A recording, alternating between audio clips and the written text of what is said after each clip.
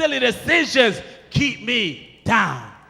I can't let these bad choices keep me down. And children, you know I always say, and I always say it to you, and this is one of my quotes, the choices you make today will determine how well you do tomorrow. Yes. But what the prodigal son is saying, he's saying even when you have made some silly and bad choices, you find yourself in the dumps. Don't stay there. Don't let the silly choices keep you down. Get up and do better. Not only did his selfish pride bring him down, not only did his silly decisions bring him down, the text also shows us that there were circumstances beyond his control that brought him down. Look at it there in verse 14. It says, but when he had spent all, there arose a severe famine in that land, and he began to be in want. This is a situation, this is a circumstance beyond his control. You can't control famine and droughts. You can't control hurricanes and tsunamis. You can't control earthquakes and other natural disasters. You can't control economic downturns and economic depressions. Sometimes life can knock you down with some things that are beyond your control. But when that happens, it's good to know the God who is ultimately in control.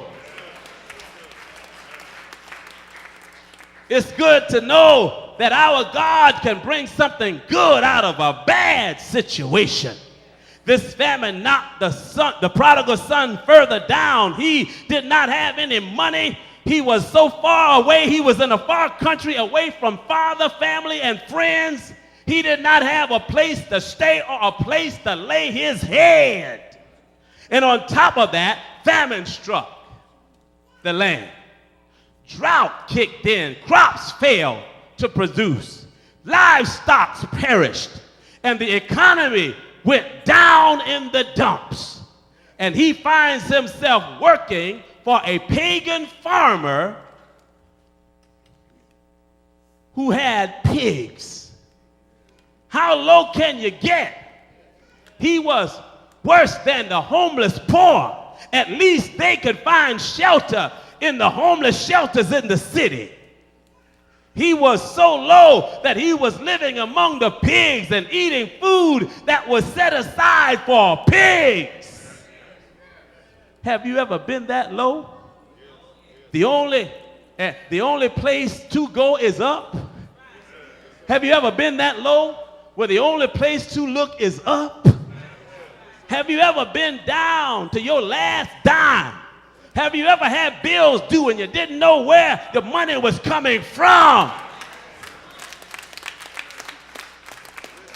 Have you ever gone to the refrigerator and there was nothing in it? Have you ever lost your job and you didn't know how you were going to make it? Have you ever had an eviction notice, a foreclosure notice, and you didn't know where you were going to lay your head? Have you ever had to choose between buying food and buying medicine? Have you ever had a divorce that knocked you so low that it would devastated your life?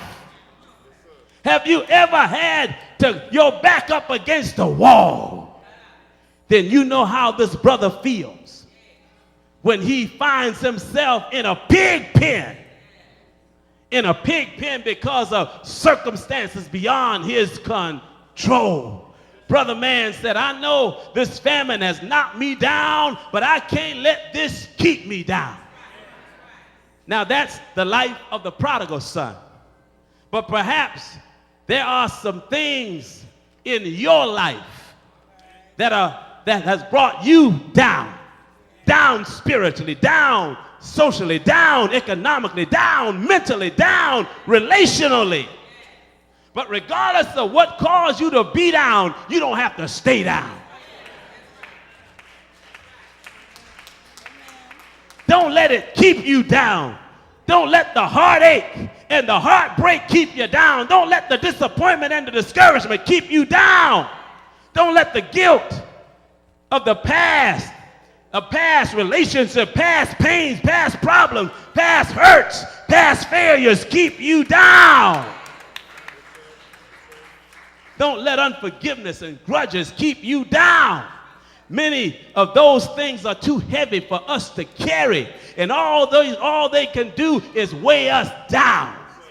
So drop the grudge, drop the hatred, drop the hurt, drop the bondage, drop the disappointment, and move on into life and liberty.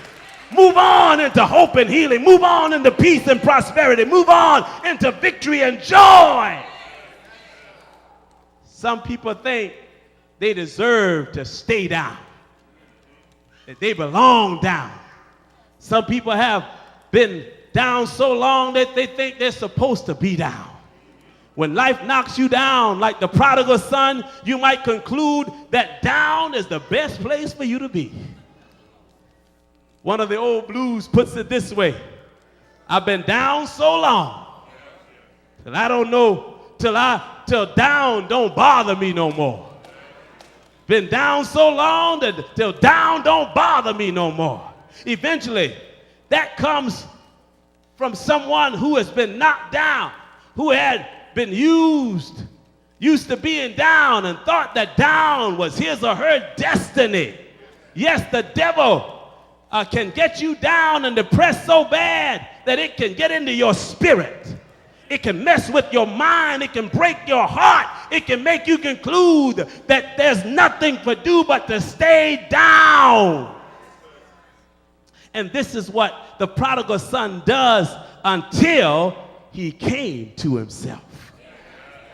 And perhaps while he was down in the pig pen, he looked up and he saw the heavens. And in the black of night, he saw the moon and the stars.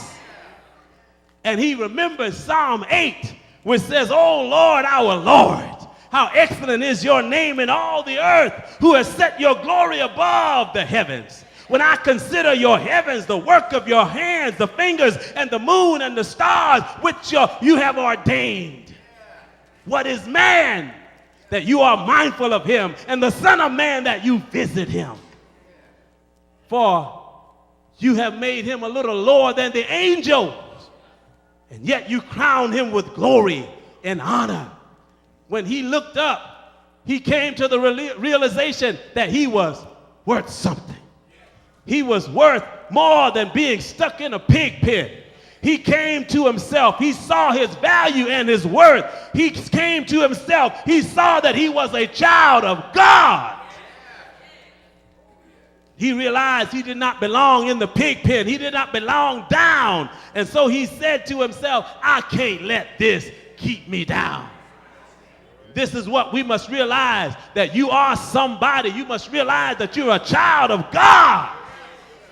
And that you don't belong in your sin. You don't belong in your mess. You don't belong in your misery.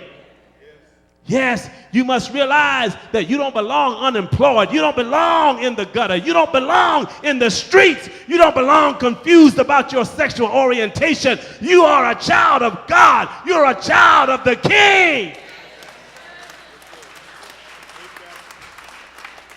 And you must realize that you're the head and not the tail. You're above and not beneath. You're the lender and not the borrower. He came to himself and he realized his value and his worth. In fact, the text says he realized that his father had hired servants who had bread enough to eat and more. And so he said, I can't let this keep me down. How many know that you don't have to stay down? You can get back up again. Yes, how many know you can get back up? How do I get back up, preacher? Number one, the prodigal son said, you can get back up by looking up. Yes, you have to look up before you can get up. Looking up is a sign of faith, a sign of hope. It says that you are looking to the God above us who has nothing but love for us.